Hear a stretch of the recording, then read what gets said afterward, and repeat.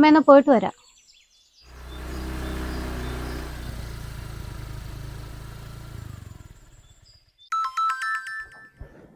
Hello അജിമോനെ, നീ എവിടെയാടാ? വീട്ടിലുണ്ട് ചേച്ചി. എനിക്കിന്നങ്ങ് വയ്യായിരുന്നു.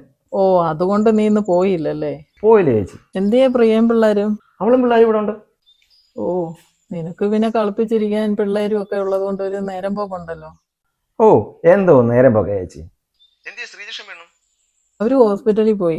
ആഹാ, ഇന്നായിരുന്നു ചെല്ലാൻ പറഞ്ഞിരുന്നത്. ആ, പോയേച്ച് വരട്ടെ. ചേച്ചി, ഇതൊക്കെ ദൈവം തരുന്നതല്ലേ? ചേച്ചി ഇങ്ങനെ കിടന്ന് വെപ്രാളം പിടിച്ചിട്ട് വല്ല കാര്യമുണ്ടോ? അത് പിള്ളേർക്കും വിഷമമാവില്ലേ? ഓ, എന്റെ പ്രതീക്ഷ ആകെ പോയടാ. ആകാനായിരുന്നെങ്കിൽ ഇതിനു മുമ്പേ ആയനായിരുന്നു. ഇപ്പൊ തന്നെ 4 വർഷമായില്ലേ. രണ്ടുപേർക്കും മറ്റു കുഴപ്പങ്ങളൊന്നുമില്ലെന്നല്ലേ ഡോക്ടർമാർ പറയുന്നു. അപ്പൊ പിന്നെ ധൃതി വെക്കണ്ട. ഓരോരുത്തർ എപ്പോഴും ചോദിക്കുന്നുണ്ട് വിശേഷം വല്ലതും ആയോ എന്ന്. ഞാനാണെങ്കിൽ മറുപടി പറഞ്ഞ് മടുത്ത്. ഓ, ചേച്ചിക്ക് അതാ ടെൻഷൻ. ആ, എല്ലാം ഉണ്ടടാ. ആ, പിന്നെ ശശികണ്ണൻ എവിടെ? ചേട്ടൻ ജോലിക്ക് പോയടാ.